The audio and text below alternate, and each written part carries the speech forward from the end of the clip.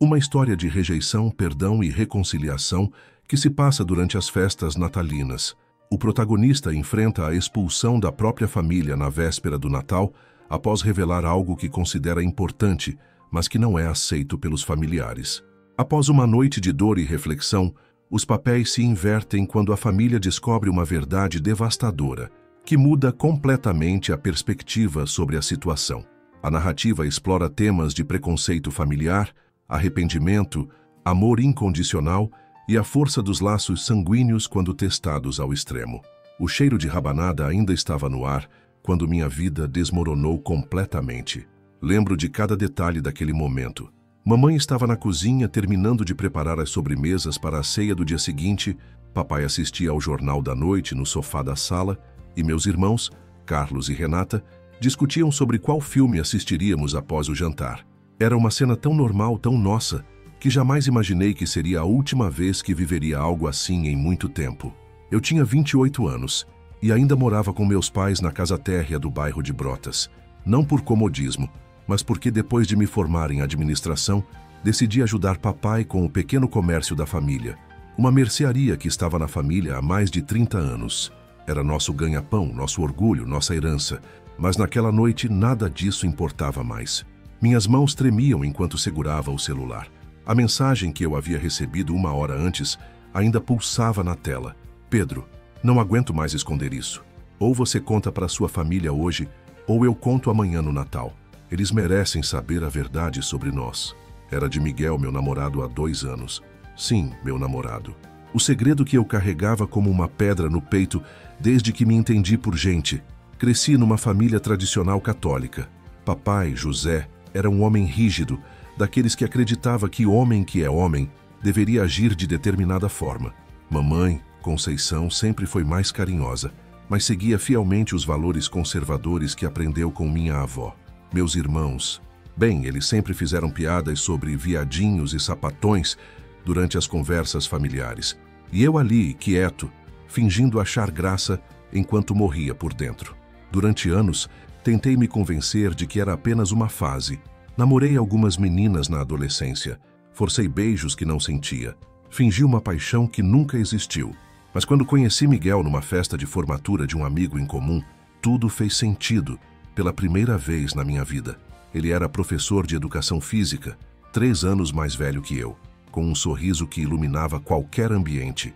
E pela primeira vez, eu me senti completo ao lado de alguém.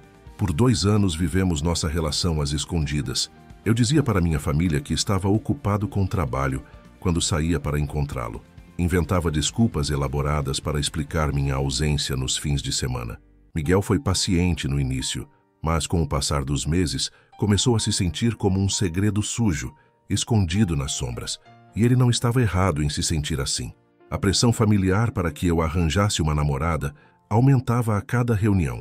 Mamãe já tinha até escolhido a filha da vizinha, Márcia, uma moça de família, trabalhadora e bonita, para me apresentar. Papai fazia piadas sobre quando eu daria netos para eles. Carlos, casado há 5 anos, sempre brincava dizendo que eu estava enrolando demais para me casar. E Renata, que acabara de noivar, vivia me perguntando quando eu levaria alguém especial para conhecer a família. Cada pergunta era uma facada, cada brincadeira, uma tortura. Eu amava minha família mais do que tudo, mas também amava Miguel. E chegou um ponto onde não conseguia mais viver essa mentira. Naquela noite de dezembro, com o ultimato do Miguel ecoando na minha cabeça, tomei a decisão mais difícil da minha vida. Eu contaria tudo. Na véspera do Natal, no meio da nossa tradição mais sagrada, eu revelaria quem eu realmente era. Família, preciso conversar com vocês sobre algo importante, disse, desligando a televisão com o controle remoto. Minha voz saiu mais firme do que eu esperava, mas minhas pernas tremiam tanto que precisei me apoiar na mesa de centro. Papai me olhou com aquela expressão séria que sempre usava quando algo o incomodava. O que aconteceu, filho? Você está estranho desde que chegou do trabalho. Mamãe apareceu na porta da cozinha, secando as mãos no avental estampado que usava há anos. Pedro, meu amor, você está pálido. Não está se sentindo bem? Carlos pausou o celular onde estava mexendo e Renata desviou a atenção da unha que estava pintando. Todos me olhavam, esperando. A família que eu mais amava no mundo estava ali, reunida na nossa sala simples mas aconchegante, com as paredes cheias de fotos nossas e o cheiro familiar que só uma casa com história tem. Eu preciso contar uma coisa que venho escondendo há muito tempo, comecei, sentindo minha garganta secar completamente. E eu peço que vocês me escutem até o fim, antes de falar qualquer coisa. O silêncio que se formou foi ensurdecedor. Até o barulho dos carros passando na rua parecia ter parado. Há 2 anos, eu conheci uma pessoa muito especial. Uma pessoa que mudou completamente a minha vida e me fez entender quem eu realmente sou. Respirei fundo, reunindo toda a coragem que consegui. Essa pessoa é Miguel, e ele é meu namorado. As palavras saíram de uma vez, como se tivessem vida própria. Por um momento senti um alívio indescritível. Depois de tantos anos escondendo, mentindo, fingindo ser alguém que não era, eu havia falado a verdade. Mas esse alívio durou apenas alguns segundos. A reação da minha família foi como um tsunami emocional que varreu tudo o que eu conhecia. Papai se levantou do sofá tão bruscamente que derrubou a xícara de café que estava na mesinha ao lado. "Que diabos você está falando, Pedro?" A voz dele saiu rouca, desacreditada. Mamãe levou a mão ao peito como se tivesse levado um soco. "Meu Deus do céu, isso não pode estar acontecendo." "Cara, você está brincando, né?" Carlos riu, mas era um riso nervoso, desconfortável. "Fala sério que isso é uma pegadinha de mau gosto." Renata apenas me encarava com os olhos arregalados e a boca entreaberta. "Não é brincadeira", respondi tentando manter a calma. "Eu sou gay, sempre fui, e Miguel é a pessoa que eu amo." O que se seguiu foi uma explosão de emoções que jamais esquecerei. Papai começou a andar pela sala como um animal enjaulado, passando as mãos pelos cabelos grisalhos. Mamãe se sentou pesadamente na cadeira da mesa de jantar, sussurrando orações entre lágrimas. Carlos ficou em pé, me olhando como se eu fosse um estranho. E Renata começou a chorar. "Como você pôde fazer isso conosco, Pedro?" A voz de papai estava carregada de uma decepção que cortava mais fundo que qualquer grito. "Tudo o que a gente ensinou para você, todos os valores, onde foi que a gente errou?" "Vocês não erraram em nada", tentei explicar, me aproximando dele. "Eu sou o mesmo Pedro de sempre. A única diferença é que agora vocês sabem a verdade." "A verdade?" Mamãe se levantou, enxugando os olhos com o avental. "A verdade é que você está doente, meu filho. Isso não é normal. Isso vai contra tudo o que Deus ensina." "Mamãe, por favor, não me venha com mamãe, por favor." Ela elevou a voz pela primeira vez em anos. "Você acha que isso é bonito? Você acha que posso olhar para os vizinhos, para os clientes da mercearia, sabendo que meu filho é... Ela não conseguiu terminar a frase. Carlos balançou a cabeça, visivelmente perturbado. "Mano, sinceramente, eu não sei nem o que falar. Você sempre foi meio esquisito, mas eu pensava que era só timidez. Agora entendo por que você nunca trouxe nenhuma menina em casa. E o que eu vou falar para o João quando ele perguntar sobre netos?" Papai continuou andando pela sala. "O que eu vou responder quando perguntarem sobre casamento? Que meu filho vive com outro homem?" A palavra "vive" saiu da boca dele como se fosse algo nojento. Renata finalmente falou com a voz embargada. "Pedro, você tem certeza disso? Talvez você só esteja confuso. Talvez seja só uma fase." "Não é uma fase, Renata. Eu tenho 28 anos. Se fosse uma fase, já teria passado há muito tempo." O silêncio voltou a dominar a sala, mas agora ele era pesado, sufocante. Eu podia sentir a distância que se criava entre nós a cada segundo que passava. A família que sempre me acolheu, que sempre me apoiou, agora me olhava como se eu fosse um estranho que havia invadido suas vidas. Foi mamãe quem quebrou o silêncio, com uma firmeza na voz que eu nunca havia escutado antes. "Pedro, eu acho melhor você sair de casa por uns dias. A gente precisa de tempo para processar tudo isso." Senti como se o chão tivesse sumido debaixo dos meus pés. "Como assim sair de casa? Você ouviu sua mãe?" Papai parou de andar e me encarou com uma dureza que jamais havia visto em seus olhos.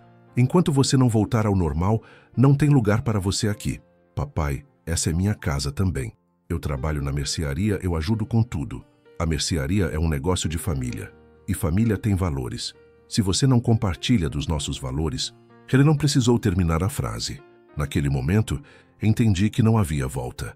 A conversa que eu tanto havia ensaiado, planejado, sonhado, que seria difícil, mas que terminaria com abraços e aceitação, tinha se tornado um pesadelo. Minha própria família estava me expulsando na véspera do Natal. Tudo bem, disse, tentando manter algum resquício de dignidade. Eu vou fazer as malas. Enquanto subia as escadas para meu quarto, escutei mamãe soluçando na cozinha e papai murmurando algo sobre vergonha e o que os outros vão pensar. Carlos e Renata conversavam em sussurros, provavelmente tentando entender como não haviam percebido nada durante todos esses anos. Guardei algumas roupas numa mala, peguei meus documentos e o pouco dinheiro que tinha guardado. Quando desci, eles estavam todos na sala, mas ninguém olhou em minha direção. Era como se eu já tivesse deixado de existir para eles. Na porta, me virei uma última vez. Eu amo vocês e espero que um dia possam me aceitar como eu sou. Ninguém respondeu. A porta se fechou atrás de mim com um som que ecoou como um final definitivo. Do lado de fora, a rua estava iluminada pelas decorações natalinas dos vizinhos. Luzes coloridas piscavam alegremente, enquanto eu caminhava pela calçada com minha mala, sem saber exatamente para onde ir. Liguei para Miguel, que me buscou 20 minutos depois. Quando entrei no carro dele, não consegui falar nada, apenas chorei. Era 23 de dezembro, e eu havia perdido minha família na véspera do Natal. Acordei no sofá do apartamento de Miguel, com o corpo dolorido e os olhos inchados de tanto chorar. A luz do sol entrava pelas cortinas meio fechadas, e por alguns segundos esqueci onde estava. Então a realidade me atingiu como um soco no estômago. Era Natal, e eu não tinha mais uma família para passar com ela. Miguel estava na cozinha preparando café. O cheiro familiar deveria ter me consolado, mas só intensificou a dor que sentia no peito. Durante 2 anos, sonhei com o dia em que poderia acordar ao lado dele sem me preocupar com mentiras ou desculpas. Agora que isso havia se tornado realidade, o preço que paguei parecia alto demais. Bom dia, amor. Ele se aproximou com uma xícara fumegante nas mãos. Seus olhos estavam preocupados, cansados. Provavelmente não havia dormido direito também. Como você está se sentindo? Como alguém que perdeu tudo, respondi, aceitando o café e sentindo o calor da xícara aquecer minhas mãos trêmulas. Não sei nem por onde começar a reconstruir minha vida. Miguel sentou ao meu lado no sofá que havia sido minha cama durante a noite. O apartamento dele era pequeno, mas aconchegante, decorado com bom gosto e cheio de livros sobre educação física e pedagogia. Nas paredes, algumas fotos nossas escondidas entre outras imagens, momentos que havíamos roubado do mundo durante nossos 2 anos de relacionamento secreto. Você não perdeu tudo, Pedro. Você me tem. E mais importante, você finalmente teve coragem de ser quem você é de verdade. E de que adianta ser eu mesmo se isso significa ficar sozinho? Ele segurou minha mão com firmeza. Você não está sozinho. E sua família, eles vão precisar de tempo, mas eventualmente vão entender. Miguel, você viu como eles reagiram ontem? Meu pai falou de mim como se eu fosse uma doença. Minha mãe me expulsou na véspera do Natal. Meus irmãos me olharam como se eu fosse um monstro. Senti as lágrimas voltando. Eles nunca vão aceitar. Nunca é muito tempo, Pedro. Passamos a manhã tentando nos distrair, mas era impossível ignorar o elefante na sala. Enquanto Miguel organizava alguns trabalhos da escola onde lecionava, eu ficava olhando para o celular, esperando que algum membro da minha família mandasse uma mensagem. Qualquer coisa, até mesmo uma mensagem de raiva, seria melhor que o silêncio absoluto. Por volta do meio-dia, Miguel sugeriu que saíssemos para almoçar. Ficar aqui remoendo não vai ajudar em nada. Vamos dar uma volta, pegar um ar. Saímos pelas ruas de Salvador que estavam praticamente desertas. A maioria das pessoas estava em casa, reunida com suas famílias, preparando a ceia de Natal. Caminhamos pela Barra, vendo o mar agitado e alguns poucos banhistas que haviam escolhido a praia para passar o feriado. O movimento reduzido da cidade só intensificava a sensação de vazio que eu sentia. Sabe o que mais me dói? Disse, parando para sentar numa mureta de frente para o mar. É que durante 28 anos eu fui um bom filho. Sempre ajudei em casa, nunca dei trabalho, me formei, trabalho na mercearia da família. A única coisa que eu fiz de errado foi nascer gay. E isso é suficiente para eles me rejeitarem completamente. Miguel sentou ao meu lado, observando as ondas quebrarem na praia. O preconceito é assim mesmo. Não faz sentido, não segue lógica, é só medo disfarçado de moral. Minha mãe fica horas na igreja, fala sobre amor ao próximo, caridade, perdão, mas na hora que o próprio filho precisa de compreensão, ela não consegue praticar o que prega. Seus pais foram criados numa época diferente, Pedro. Para eles, isso representa não só uma quebra de expectativa, mas um questionamento de tudo o que acreditam. E isso justifica me jogarem fora como lixo? Não justifica, mas explica. Voltamos para o apartamento no final da tarde. Miguel havia comprado alguns ingredientes para fazermos uma ceia simples, só nós dois. Era estranho pensar que aquele seria meu primeiro Natal longe da família. Sempre fui eu quem ajudava a mamãe a temperar o peru, quem organizava a mesa, quem ligava as luzes da árvore que papai montava todo ano no mesmo cantinho da sala. Enquanto Miguel cozinhava, me peguei checando as redes sociais da minha família. Carlos havia postado uma foto da mesa posta com a legenda "Família é tudo". Renata compartilhou uma mensagem sobre gratidão e união familiar.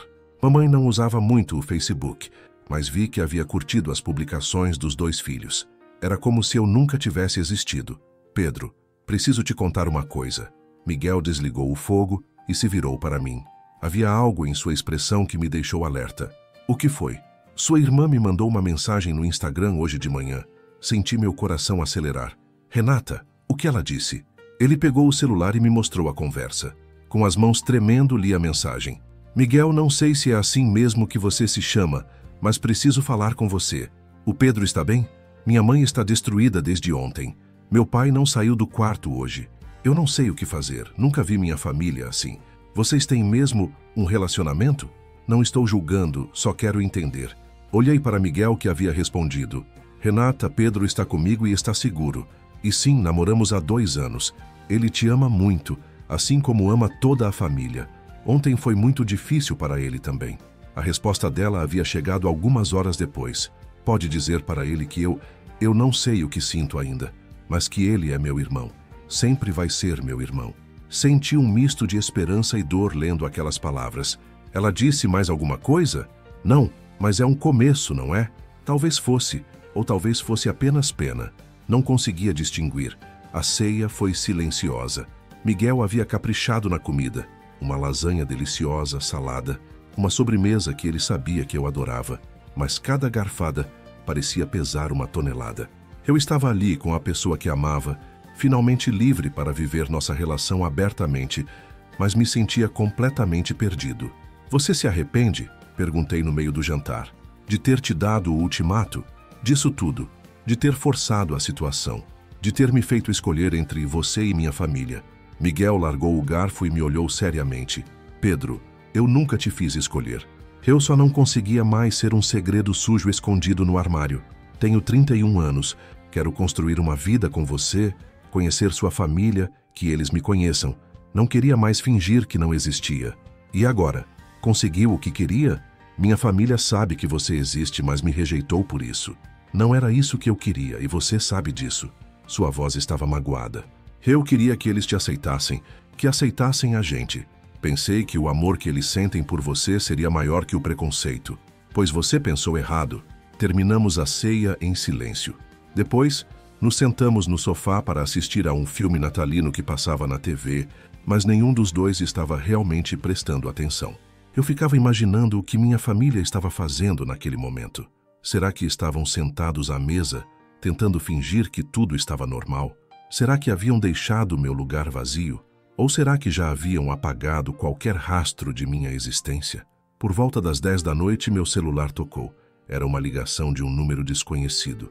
Atendi sem pensar. Alô? Pedro? A voz do outro lado estava rouca, embargada. Era Dona Marlene, nossa vizinha de mais de 20 anos. Meu filho, graças a Deus você atendeu. Dona Marlene, a senhora está bem? Eu estou, querido, mas sua família... Ela fez uma pausa, como se estivesse escolhendo as palavras. Aconteceu uma coisa muito grave aqui. Senti meu sangue gelar. O que aconteceu? É seu pai, Pedro. Ele passou mal hoje à noite. Muito mal. A ambulância acabou de levar ele para o hospital. O mundo girou ao meu redor. Como assim passou mal? Que tipo de mal? Parece que foi o coração, meu filho. Sua mãe estava gritando muito, chamando ele. Foi uma correria danada aqui na rua. Eles foram para o hospital cardio, na Garibaldi. Desliguei o celular com as mãos tremendo tanto que quase o derrubei. Miguel, que havia escutado minha parte da conversa, já estava se levantando do sofá. O que foi? O que aconteceu? Meu pai, ele passou mal. Problema no coração. Está no hospital. Vamos, agora. Miguel, eles não vão querer me ver lá. Pedro, é seu pai, sua família. Independente do que aconteceu ontem, você tem que estar lá. 20 minutos depois, estávamos correndo pelos corredores do Hospital Cardio. O cheiro de desinfetante e o barulho dos equipamentos médicos me deixavam nauseado. Encontrei minha família na sala de espera da UTI. Mamãe estava sentada numa cadeira de plástico, com os olhos vermelhos e o rosto inchado de tanto chorar. Carlos caminhava de um lado para o outro, falando ao celular com alguém. Renata estava ao lado de mamãe, segurando sua mão. Quando me viram chegando, o mundo pareceu parar novamente. Mamãe me olhou como se estivesse vendo um fantasma. Carlos interrompeu a ligação. Renata ficou de pé, hesitante. Como ele está? Perguntei, dirigindo-me a qualquer um que quisesse responder. Foi Renata quem falou. Enfarte. Ele está na cirurgia há 2 horas. Se essa parte da história também tocou seu coração, me diga de qual lugar do mundo você está ouvindo isso. Eu gostaria de saber que não estou sozinho neste momento tão difícil. Sentei numa cadeira algumas fileiras atrás deles, respeitando a distância que haviam criado. Miguel ficou ao meu lado, segurando minha mão discretamente. Durante toda a madrugada ficamos ali, numa vigília silenciosa e tensa. Cada vez que um médico aparecia na porta, todos nos levantávamos, esperando notícias. Foi apenas às 5 da manhã que o cirurgião finalmente saiu da sala de operação. O cirurgião se aproximou com aquele andar pausado que os médicos têm quando carregam notícias sérias. Doutor. Henrique, segundo a identificação no jaleco, era um homem de uns 50 anos, cabelos grisalhos, olhos cansados de quem havia passado horas salvando uma vida. Todos nós nos levantamos ao mesmo tempo, formando um semicírculo ansioso ao redor dele. Família do Sr. José Santos, sua voz ecoou pelo corredor silencioso do hospital. Somos nós, respondeu mamãe com a voz fraca e rouca de tanto chorar. A cirurgia foi bem sucedida. Conseguimos desobstruir as artérias e colocar 2 stents. Seu José teve um infarto agudo do miocárdio bastante extenso, mas chegou a tempo. Os próximos dias serão cruciais para a recuperação completa. Senti minhas pernas bambas de alívio. Mamãe desabou na cadeira, levando as mãos ao rosto, finalmente deixando sair as lágrimas que havia estado segurando durante horas. Carlos suspirou profundamente, passando as mãos pelos cabelos. Renata fechou os olhos e murmurou uma oração. Ele está consciente? Perguntou Carlos. Por enquanto ainda está sob efeito da anestesia. Deve acordar nas próximas horas. Mas preciso alertá-lo sobre uma coisa importante. Dr. Henrique fez uma pausa, observando todos nós.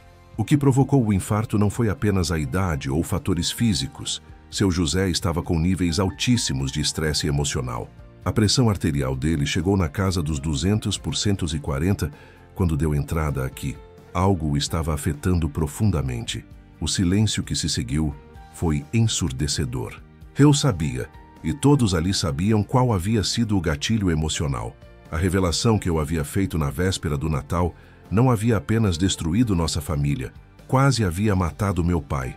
Por quantas pessoas ele pode receber visita? Mamãe perguntou, enxugando os olhos com um lenço de papel já encharcado. Na UTI, apenas 2 pessoas por vez, e por períodos curtos.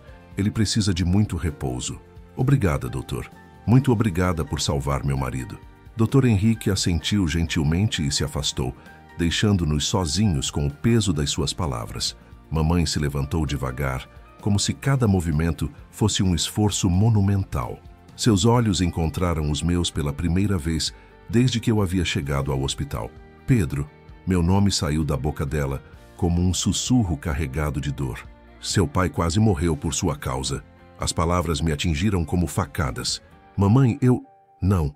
Ela levantou a mão, me interrompendo. Não quero ouvir suas desculpas agora. Não aqui. Carlos se aproximou com uma expressão dura que eu nunca havia visto antes. Mano, você viu o que o médico falou? Papai teve um infarto por estresse emocional. Estresse causado pela bomba que você jogou ontem na nossa família. Carlos, eu não sabia que ele ia reagir assim. Ah, não sabia? Sua voz estava carregada de sarcasmo amargo. Você conhece nosso pai há 28 anos. Você sabia exatamente como ele ia reagir. E mesmo assim escolheu soltar essa na véspera do Natal. Renata, que havia permanecido calada, finalmente falou. Pedro, por que você não esperou? Porque tinha que ser justamente ontem. Porque eu não aguentava mais mentir, respondi, sentindo as lágrimas voltarem. Porque vocês são minha família e eu queria que conhecessem quem eu realmente sou. E quase matou nosso pai no processo, disse Carlos, balançando a cabeça com desgosto. Miguel, que havia permanecido em silêncio o tempo todo, finalmente se manifestou. Com todo o respeito, mas vocês também têm responsabilidade no que aconteceu. Pedro levou 28 anos para revelar isso porque sabia que não seria aceito. Talvez se vocês tivessem criado um ambiente mais acolhedor... Você não fala da nossa família? Carlos se virou para Miguel com os olhos em chamas. Você nem deveria estar aqui.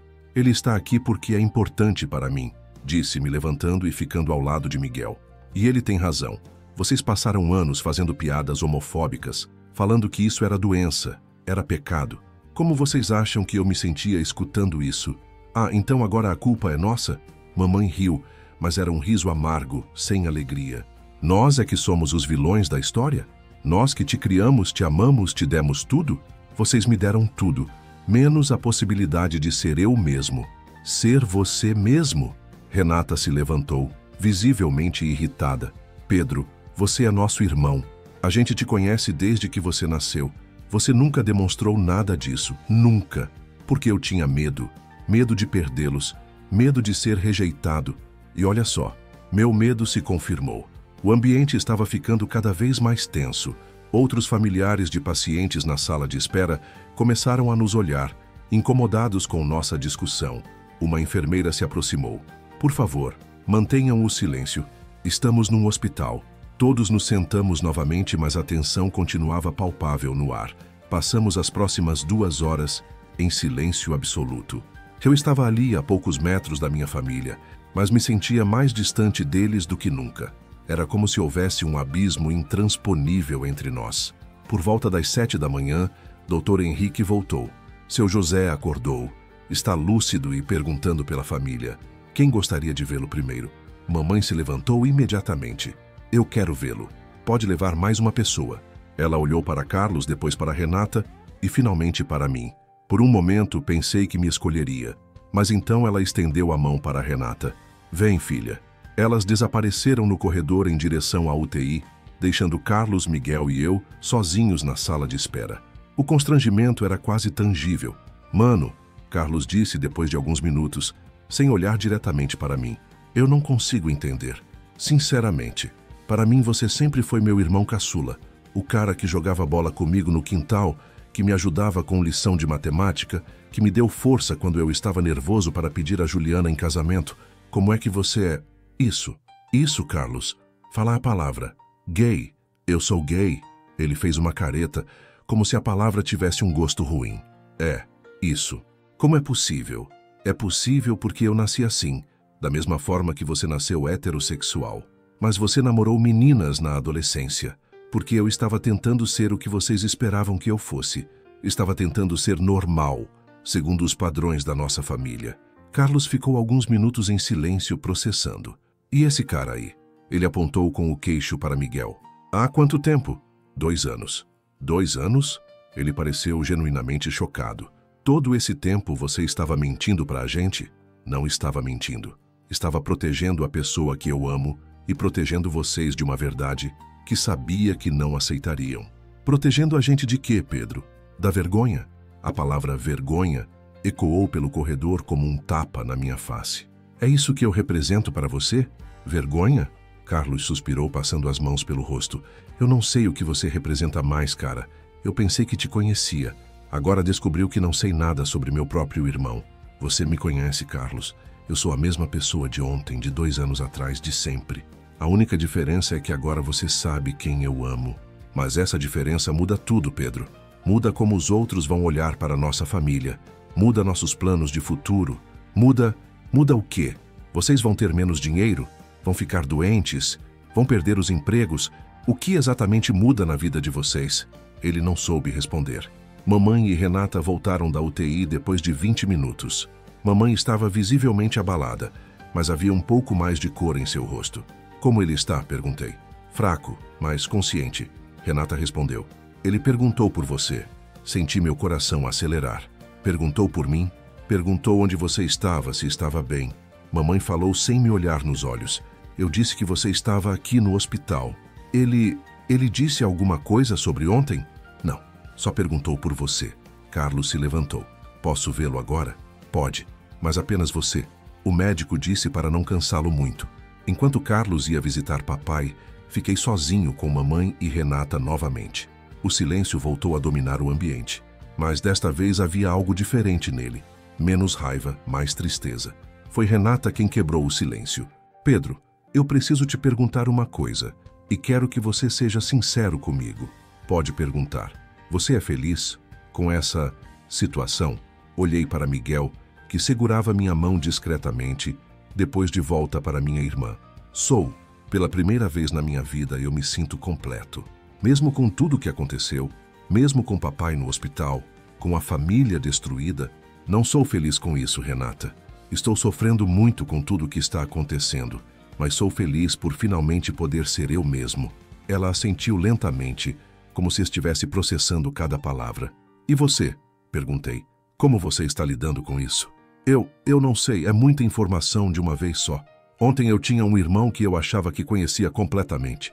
Hoje, descobriu que existem partes dele que eu nunca imaginei. Mamãe, que havia permanecido calada, finalmente falou. Renata tem razão. É muita coisa para processar de uma vez. E com seu pai no hospital, sua voz falhou. Mamãe, eu jamais quis que chegasse a esse ponto. Se eu pudesse voltar no tempo, você faria diferente? Ela me olhou pela primeira vez desde que havia chegado ao hospital. Hesitei por um momento. Eu escolheria um momento melhor, mas contaria do mesmo jeito, porque vocês merecem saber quem eu sou. Onde você está assistindo essa história? Eu gostaria de saber de qual cidade você me acompanha neste momento tão delicado da minha vida. Carlos voltou da UTI com os olhos vermelhos. Era óbvio que havia chorado lá dentro. Ele quer ver você, Pedro, disse sem conseguir me olhar diretamente. Meu coração disparou. Tem certeza? Ele pediu especificamente para falar com você. Levantei-me com as pernas trêmulas. Depois de quase 24 horas de rejeição e silêncio, finalmente teria a chance de falar com meu pai. Não sabia se seria para mais uma discussão, para um pedido de desculpas ou para uma despedida definitiva. Mas sabia que era uma conversa que poderia mudar tudo, para melhor ou para pior. Caminhei pelos corredores da UTI com as pernas bambas e o coração disparado. Cada passo ecoava no piso frio do hospital, misturando-se com o som constante dos equipamentos médicos e o vai e vem silencioso dos enfermeiros. A enfermeira que me acompanhava, uma mulher de meia idade com olhos gentis, me orientava sobre os cuidados que deveria ter durante a visita. Não pode ficar muito tempo, no máximo 15 minutos. Evite assuntos que possam alterá-lo emocionalmente. Ele ainda está muito frágil, disse ela parando em frente ao leito 7. Através do vidro vi meu pai pela primeira vez após a cirurgia. Ele parecia tão pequeno naquela cama de hospital, ligado a diversos fios e monitores. Sua pele estava pálida, os cabelos grisalhos bagunçados, e havia uma expressão de cansaço profundo em seu rosto que me partiu o coração. Esse homem, que sempre me pareceu tão forte e inabalável, agora estava ali, frágil e dependente de máquinas para viver. Pode entrar, sussurrou a enfermeira. Empurrei a porta devagar, como se qualquer movimento brusco pudesse quebrar a magia frágil daquele momento. Papai abriu os olhos quando me ouviu entrar e nossos olhares se encontraram. Por alguns segundos, nenhum dos dois disse nada. Apenas nos encaramos, pai e filho, separados por muito mais do que a distância física entre nós. Oi, pai, disse finalmente com a voz embargada. Oi, filho. Sua voz saiu rouca, fraca, mas estava carregada de uma emoção que eu não conseguia decifrar. Vem cá, senta aqui do meu lado. Aproximei-me cautelosamente e sentei na cadeira ao lado da cama. Ele estendeu a mão trêmula em minha direção e depois de hesitar por um momento segurei-a. Suas mãos, que sempre foram grandes e calejadas pelo trabalho na mercearia, agora pareciam delicadas e frias. Como você está se sentindo? Perguntei. Fisicamente, como alguém que levou um caminhão nas costas. Ele tentou sorrir, mas foi mais uma careta de dor. Emocionalmente, esse é o problema mais complicado. Fiquei em silêncio, esperando que ele continuasse. Pedro, eu pensei que fosse morrer ontem à noite. Pai, não fala isso. Deixa eu terminar. Ele apertou minha mão com mais força. Quando senti aquela dor no peito, quando não conseguia mais respirar direito, a única coisa que passou na minha cabeça foi nossa discussão. As últimas palavras que eu tinha dito para você, a forma como te tratei. Senti as lágrimas começando a formar nos meus olhos. Durante toda a madrugada, enquanto eles me operavam, e eu sei que estava sendo operado, mesmo inconsciente, eu ficava pensando, e se eu morrer agora? E se as últimas palavras que eu disser para meu filho forem palavras de rejeição? Pai, você é meu filho, Pedro. Você saiu de dentro de mim, carregou meu sangue, meu DNA, meus genes. Eu te ensinei a andar, te levei no colo quando estava doente, te consolei quando você chorava. Como é que eu pude, por um segundo que fosse, te rejeitar por causa de quem você ama? As lágrimas agora corriam livremente pelo meu rosto. Nunca havia visto meu pai falar sobre sentimentos de forma tão aberta. Eu estava com medo, filho. Muito medo. Ele olhou para o teto, como se estivesse organizando os pensamentos. Medo do que os outros iam pensar. Medo de como íamos lidar com isso. Medo de não saber como ser pai de um filho gay. A palavra gay saiu da boca dele com dificuldade, como se fosse um idioma estrangeiro que ele estava aprendendo a falar. Mas sabe o que me deu mais medo ainda? A possibilidade de perder você. Quando sua mãe me contou que você tinha ido embora de casa, eu senti um vazio no peito que talvez tenha contribuído para o infarto. Pai, me desculpa. Eu deveria ter escolhido uma forma melhor de contar, um momento melhor. Não, Pedro. Você não tem que se desculpar por ser quem você é. Quem tem que se desculpar sou eu. Ele se esforçou para se virar um pouco em minha direção. Eu te peço perdão, filho. Perdão por ter te expulsado de casa. Perdão pelas coisas que eu disse. Perdão por não ter sido o pai que você precisava naquele momento. Não consegui mais conter o choro. Debrucei-me sobre a cama e chorei no peito do meu pai, como não fazia desde criança. Ele passou a mão trêmula pelos meus cabelos, do jeito que fazia quando eu era pequeno e tinha pesadelos. Eu te amo, Pedro. Amo você exatamente como você é. E peço desculpas por ter demorado uma cirurgia cardíaca para perceber isso. Eu também te amo, pai. Muito. Estava morrendo de medo de perdê-lo.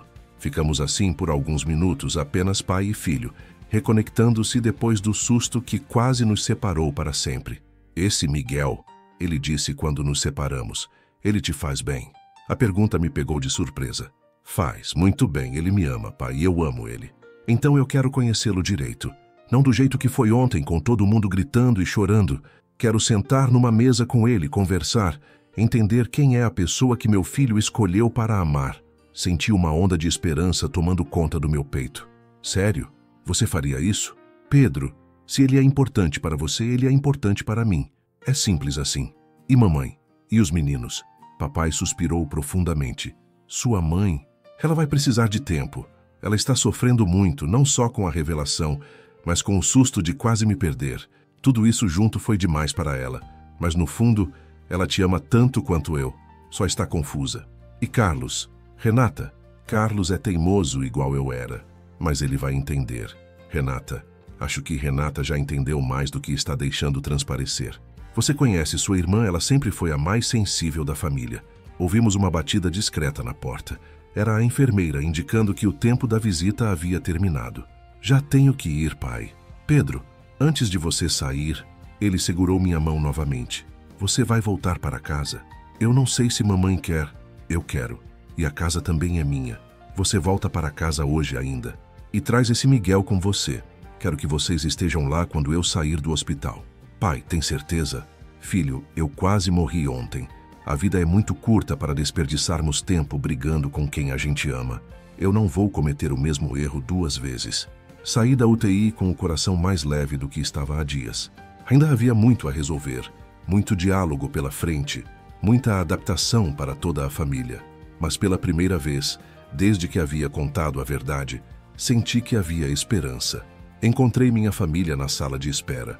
Mamãe estava cochilando numa cadeira desconfortável. Carlos mexia no celular e Renata lia uma revista velha. Miguel continuava ao meu lado, paciente e solidário como sempre. Como foi? Renata perguntou assim que me viu. Bem, muito bem, na verdade. Não consegui esconder o sorriso no rosto. Ele me pediu desculpas e disse que quer conhecer o Miguel. Carlos levantou os olhos do celular, surpreso. Sério? Sério. E disse que quer que eu volte para casa. Mamãe abriu os olhos, despertando do cochilo. O que você disse? Que papai quer que eu volte para casa, mamãe. Hoje mesmo. Ela ficou em silêncio por alguns momentos, processando a informação. E você quer voltar? Quero. Se você deixar. Pedro, ela se levantou devagar, caminhando até onde eu estava. Seu pai quase morreu, nós quase perdemos ele. E a única coisa que ele falou quando acordou foi que não queria morrer sem ter feito as pazes com você. Mamãe, deixa eu terminar. Ela respirou fundo, como se estivesse reunindo coragem. Eu ainda não entendo isso que você é. Não sei se um dia vou entender completamente. Mas sei que você é meu filho e que quase perdi meu marido e meu filho no mesmo dia. Isso me fez perceber que o amor que sinto por vocês é maior que qualquer coisa que eu não consiga entender. Ela me abraçou e eu senti suas lágrimas molhando o meu ombro. Você pode voltar para casa, meu filho. Vocês dois podem voltar. Olhei para Miguel, que estava com os olhos marejados. Carlos assentiu com a cabeça, num gesto de concordância relutante, mas sincera. Renata sorriu pela primeira vez em 2 dias. Obrigado, mamãe. Mas eu tenho uma condição, ela disse, se afastando e me olhando nos olhos. Nada de demonstrações de carinho exageradas na frente da família. Pelo menos não por enquanto. Eu preciso de tempo para me acostumar com a ideia. Tudo bem, mamãe, do jeito que você quiser. E outra coisa, vocês vão dormir em quartos separados. Pelo menos até eu conseguir processar melhor tudo isso. Miguel sorriu gentilmente. Claro, dona Conceição, eu respeito totalmente suas regras. Carlos se aproximou de nós. Mano, eu ainda estou confuso com tudo isso. Não vou fingir que não estou. Mas você é meu irmão. E depois do susto que a gente levou com o papai, percebi que família é família. Não importa o resto. Obrigado, Carlos. Isso significa muito para mim.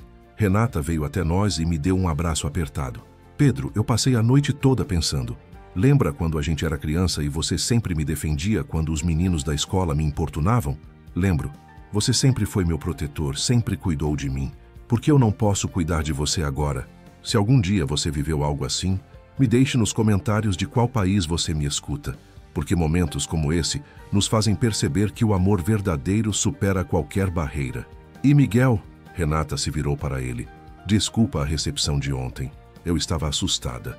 Mas se o Pedro te ama e se você faz ele feliz, então, bem-vindo à família.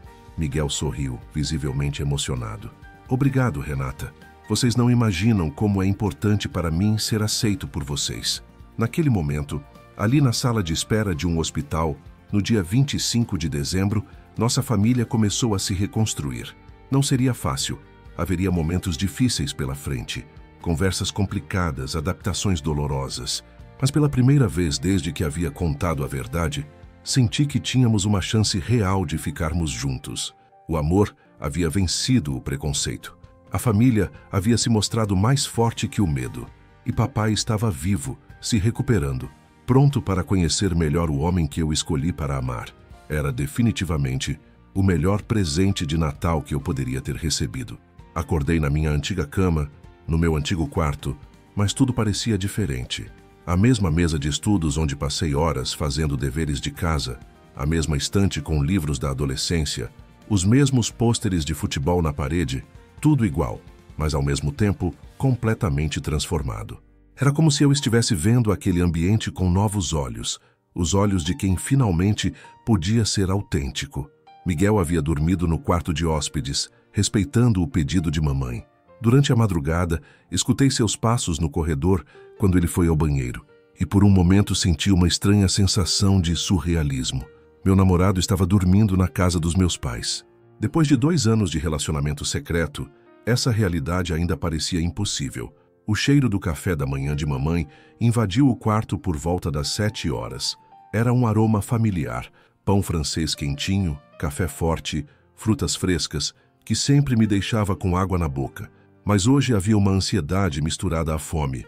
Como seria nosso primeiro café da manhã juntos, depois de tudo que havia acontecido? Quando desci para a cozinha, encontrei mamãe preparando a mesa com mais cuidado que o habitual. Ela havia colocado a toalha bordada que só usava em ocasiões especiais, os pratos da louça boa e até algumas flores do quintal num vaso pequeno no centro da mesa. Bom dia, mãe. Bom dia, meu filho. Ela me deu um beijinho no rosto, mas ainda havia uma certa hesitação em seus gestos. Dormiu bem? Dormi. E o Sr. Miguel? Era interessante como ela se referia a ele. Senhor Miguel, uma forma respeitosa, mas ainda distante. Ele já desceu. Está na varanda dos fundos tomando ar. Encontrei Miguel admirando o quintal da casa.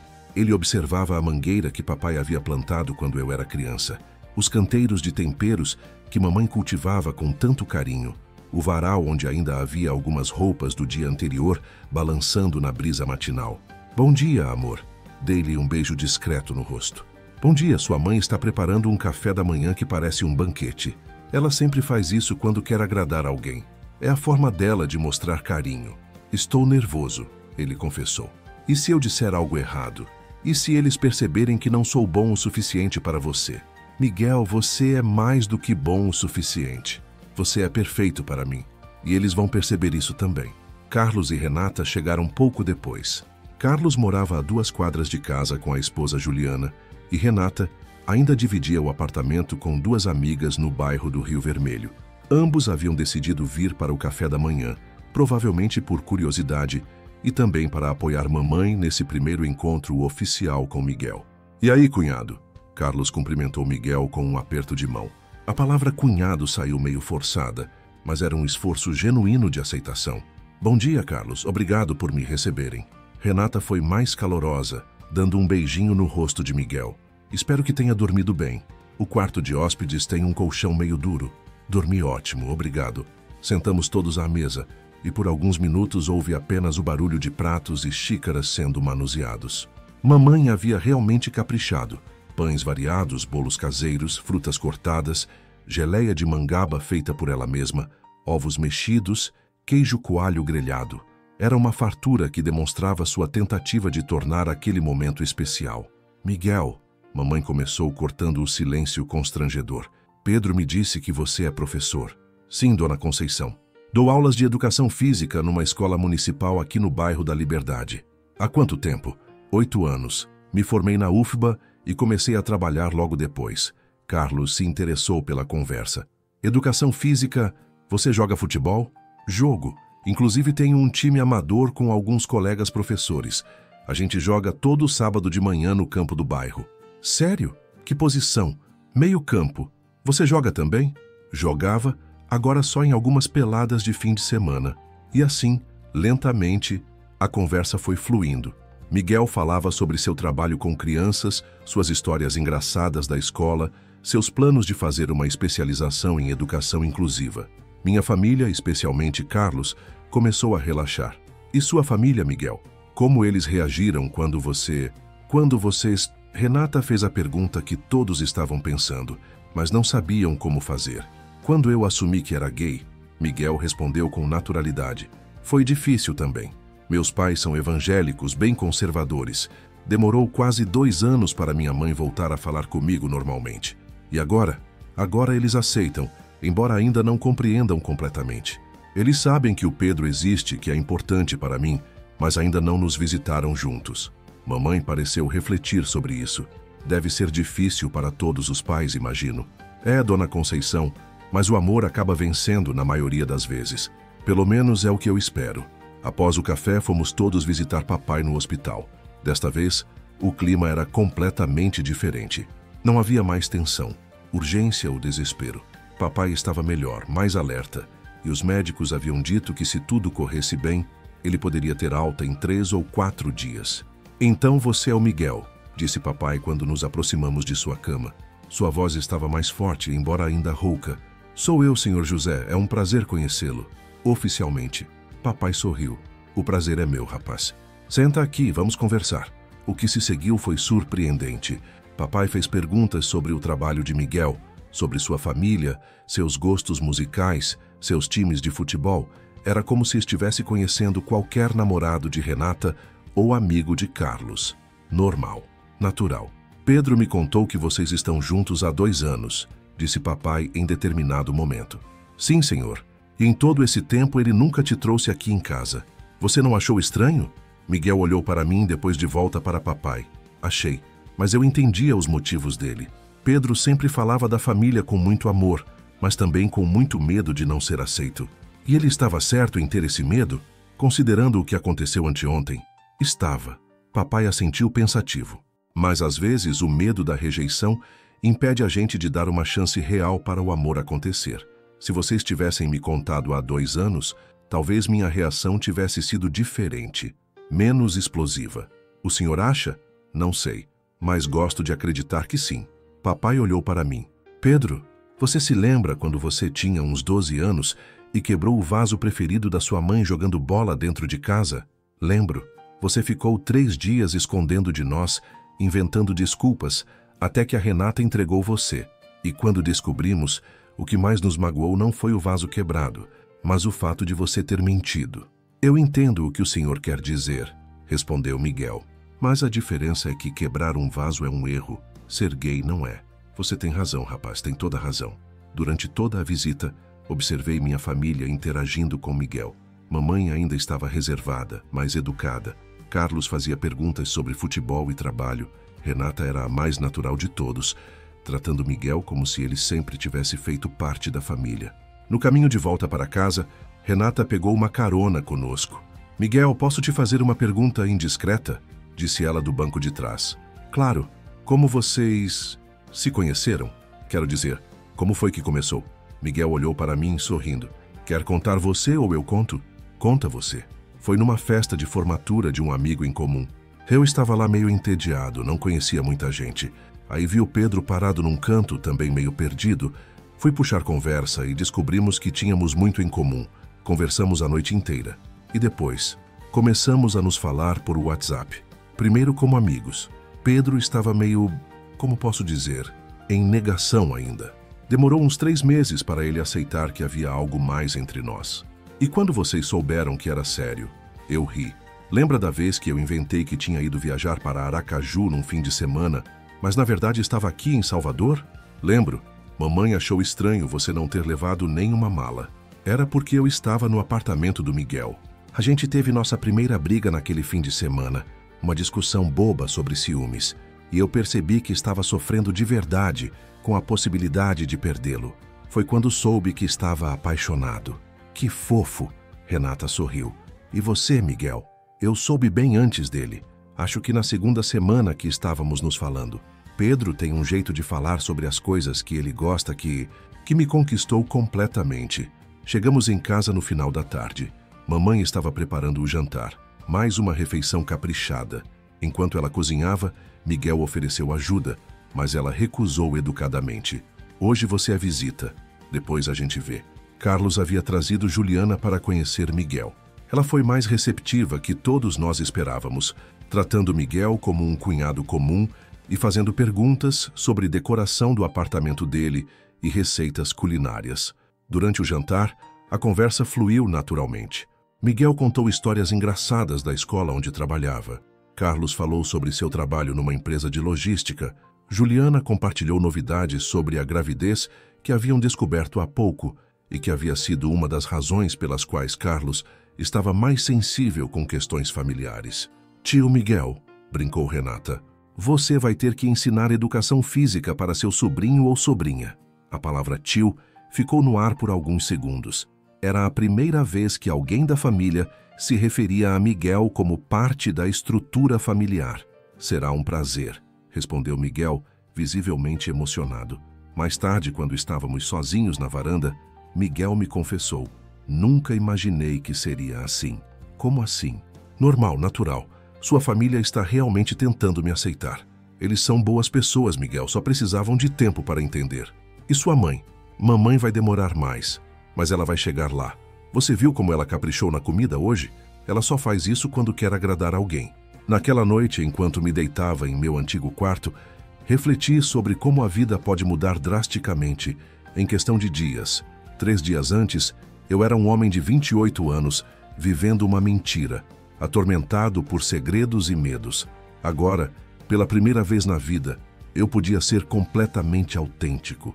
Não seria fácil dali para frente. Haveria momentos constrangedores, conversas difíceis, adaptações de ambos os lados. Mas pela primeira vez, senti que tínhamos uma base sólida para construir nossa nova dinâmica familiar. O amor havia vencido. A família havia se mostrado mais forte que o preconceito. E amanhã papai voltaria para casa.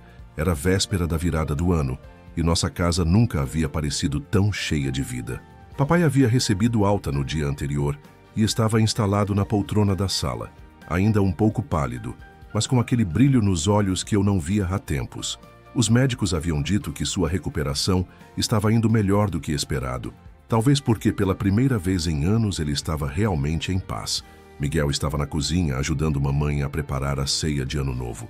Nos últimos 4 dias, algo havia mudado na dinâmica entre eles. Ela havia começado a chamá-lo pelo nome, sem o formal Senhor Miguel, e até pediu a opinião dele sobre temperos para o peixe. Pequenos gestos que, para quem conhecia minha mãe, significavam uma aceitação gradual mais genuína. Pedro, vem cá.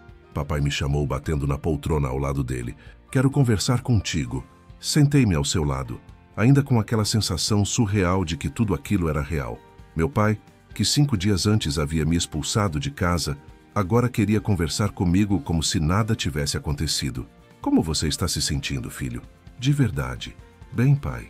Confuso às vezes porque ainda estou me acostumando com tudo isso, mas... Bem, e o Miguel? Ele está confortável aqui? Olhei para a cozinha, onde Miguel estava explicando para a mamãe como preparar um molho que havia aprendido com a avó. Ela escutava atentamente, fazendo perguntas e anotando numa caderneta velha onde guardava suas receitas especiais. Está. Mais do que eu imaginava que seria possível. Papai seguiu meu olhar. Sua mãe gosta dele. Gosta? Gosta sim. Só não sabe como demonstrar ainda. Ontem ela me perguntou se eu achava que ele queria que ela fizesse aquele bolo de chocolate que você sempre gostou. Quando eu disse que provavelmente sim, ela saiu correndo para o supermercado comprar cacau em pó. Senti um calor no peito. Sério, Pedro, sua mãe te ama mais do que tudo neste mundo. E se o Miguel é importante para você, ela vai encontrar uma forma de amá-lo também. Só precisa de tempo. E você, pai, como está se sentindo em relação a tudo isso? Ele suspirou, ajeitando-se na poltrona. Sabe, filho, quando eu estava naquela cama de hospital, conectado naquelas máquinas, eu tive muito tempo para pensar. E percebi uma coisa. Durante todos esses anos eu criei uma imagem na minha cabeça de como deveria ser meu filho. Pedro deveria ser assim. Deveria fazer aquilo, deveria casar com uma mulher, ter filhos. Ele fez uma pausa, olhando para as próprias mãos. Mas essa imagem nunca foi sobre você, Pedro. Era sobre mim. Sobre meus medos, meus preconceitos, minhas expectativas. E enquanto eu estava obcecado com essa imagem que criei, quase perdi meu filho verdadeiro. Pai, deixa eu terminar. O Pedro verdadeiro é um rapaz de 28 anos.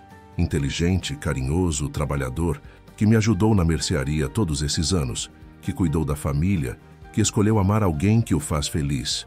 E se esse alguém é o Miguel, bem, depois de conversar com ele esses dias, posso dizer que você escolheu bem. Senti os olhos marejando. Obrigado, pai. Você não imagina o quanto isso significa para mim. E tem mais uma coisa, ele continuou. Quero que vocês dois venham trabalhar comigo na mercearia. Como assim? Pedro, você tem 28 anos e ainda não tem seu próprio negócio porque está me ajudando com o meu. Que tal transformarmos isso numa sociedade familiar? Você, eu e o Miguel. Ele pode cuidar da parte de entregas, organização, contatos com fornecedores. Vocês são jovens, têm energia, ideias novas. Pai, o Miguel já tem o emprego dele na escola. Conversei com ele ontem sobre isso. A escola dele só paga meio salário. Ele dá aulas particulares para completar a renda. Aqui na mercearia, ele pode ganhar mais e ainda ter tempo para os estudos de pós-graduação que ele quer fazer. Miguel apareceu na porta da cozinha como se tivesse escutado a conversa. Seu pai está falando sobre a mercearia? Perguntou, se aproximando de nós. Estava. E aí, topou minha proposta? Miguel olhou para mim, depois para papai.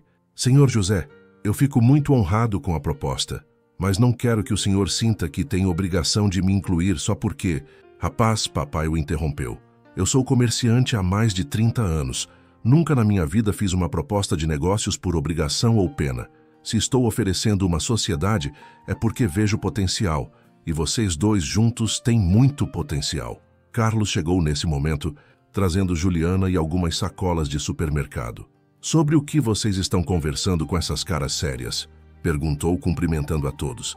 Papai está oferecendo uma sociedade na mercearia para mim e o Miguel, expliquei. Sério? Carlos pareceu surpreso, mas não contrariado. E vocês vão aceitar? Ainda estamos conversando sobre isso, respondeu Miguel. Cara, acho uma boa ideia, disse Carlos, se sentando na poltrona ao lado. A mercearia precisa se modernizar mesmo. Vocês podem criar um site, fazer entrega por aplicativo, Essas coisas que o pessoal jovem entende. Juliana se juntou à conversa. Miguel, você entende de redes sociais? A mercearia do meu tio começou a vender muito mais depois que ele criou o Instagram. Entendo um pouco. Na escola eu cuido da página do Facebook deles. Então está decidido, disse papai batendo palmas. Santos Anfílios vai virar Santos Anfílios em Miguel. Renata chegou pouco depois e, quando soube da novidade, ficou empolgadíssima. Gente, que demais! Agora vocês vão poder trabalhar juntos oficialmente. E não vão mais precisar ficar inventando desculpas para se encontrar, completou Juliana rindo. Durante o jantar, a conversa girou em torno dos planos para a mercearia. Miguel mostrou algumas ideias no celular. Outras mercearias que faziam sucesso nas redes sociais, aplicativos de delivery, formas de modernizar o atendimento. Papai escutava tudo com interesse genuíno, fazendo perguntas e dando sugestões baseadas em sua experiência. Sabe o que mais me impressiona no Miguel?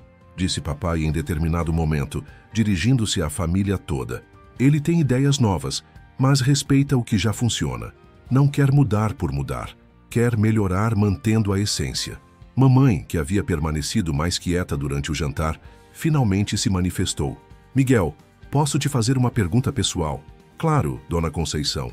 O que você vê no Pedro? O que faz você gostar tanto dele? A pergunta pegou todos de surpresa. Miguel ficou alguns segundos em silêncio, como se estivesse organizando os pensamentos. Pedro tem um coração enorme, disse finalmente. Ele é a pessoa mais leal que eu conheço. Durante 2 anos, mesmo com medo, mesmo sofrendo por ter que esconder nosso relacionamento, ele nunca me abandonou. Ele cuidou de mim quando eu estava doente, me consolou quando eu perdi meu avô, vibrou comigo quando eu passei no concurso da escola. Ele olhou para mim antes de continuar. Mas sabe o que mais me conquistou? A forma como ele fala de vocês. Mesmo nos momentos mais difíceis, quando estava mais assustado com a possibilidade de rejeição, ele sempre falava da família com tanto amor. Eu me apaixonei não só por ele, mas pela pessoa que ele se tornou por ter vocês como família. O silêncio que se seguiu foi diferente dos silêncios constrangedores dos dias anteriores. Era um silêncio reflexivo, emocionado. Obrigada, disse mamãe com a voz embargada, por cuidar do meu filho, por fazê-lo feliz. Obrigado por me deixarem fazer parte da família de vocês. Por volta das 11 da noite, começamos a nos preparar para a virada.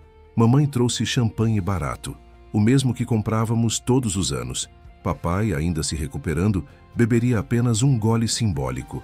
Carlos ligou o rádio, que tocava aquelas músicas nostálgicas de fim de ano.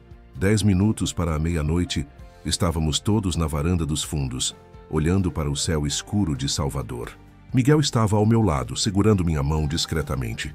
Era a primeira vez que fazíamos isso na frente da minha família. Pedro, disse Renata, no ano que vem vai ser diferente, né? Vai, muito diferente. Para melhor? Para melhor. Quando o relógio marcou meia-noite, todos nós nos abraçamos. Papai me deu um abraço apertado e sussurrou no meu ouvido. Feliz ano novo, filho. Que seja o primeiro ano da sua vida verdadeira.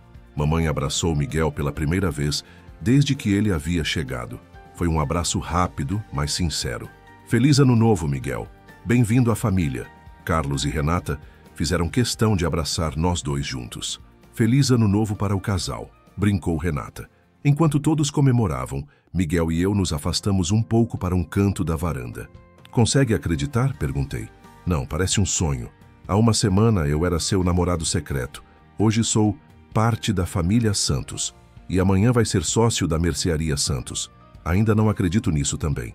Olhei para minha família, todos juntos, conversando, rindo, fazendo planos para o ano novo. Papai explicando para Miguel como funcionava a rotina da mercearia. Mamãe mostrando para Renata as fotos do celular, incluindo algumas que ela havia tirado de mim e Miguel durante os últimos dias. Carlos fazendo piadas sobre como seria trabalhar com o casal apaixonado. Miguel, disse pegando suas mãos. Obrigado. Por quê? Por ter me forçado a contar a verdade. Por não ter desistido de mim. Por ter esperado que eu tivesse coragem. Pedro, você sempre teve coragem. Só precisava encontrá-la. E por ter me dado a família que eu sempre sonhei ter. Que família? Esta, minha família de origem, que me aceita como eu sou. E você, que é minha família escolhida. Juntas, elas formam a família perfeita para mim. Onde você está assistindo essa história? Deixe nos comentários de qual cidade você acompanhou essa jornada comigo, porque histórias como essa nos lembram que o amor sempre encontra um jeito de vencer. 3 meses depois, a Santos em Filhos em Miguel já tinha página no Instagram com mais de 2.000 seguidores, fazia entregas por aplicativo e havia aumentado o faturamento em 40%. Miguel havia pedido exoneração da escola e estava cursando uma pós-graduação em administração aos fins de semana. Mamãe já permitia que dormíssemos no mesmo quarto, mas só depois que casarem oficialmente. Ela fazia questão de frisar. Papai havia se tornado o maior defensor do nosso relacionamento, contando para os clientes da mercearia que tinha 2 filhos trabalhadores e dedicados. Carlos e Renata nos incluíam naturalmente em todos os programas familiares. Não foi um final de conto de fadas. Houve momentos difíceis, discussões, adaptações dolorosas. Alguns clientes mais conservadores deixaram de frequentar a mercearia, mas ganhamos muitos outros que vinham justamente por saberem que éramos uma família inclusiva e acolhedora. O mais importante, pela primeira vez na vida eu acordava todos os dias sendo completamente eu mesmo, sem máscaras, sem mentiras, sem medo. A família que quase perdi por ser gay se tornou ainda mais forte por me aceitar como eu sou. E hoje, quando olho para trás, percebo que aquela noite terrível de 23 de dezembro não foi o fim da minha história familiar, foi o verdadeiro começo dela.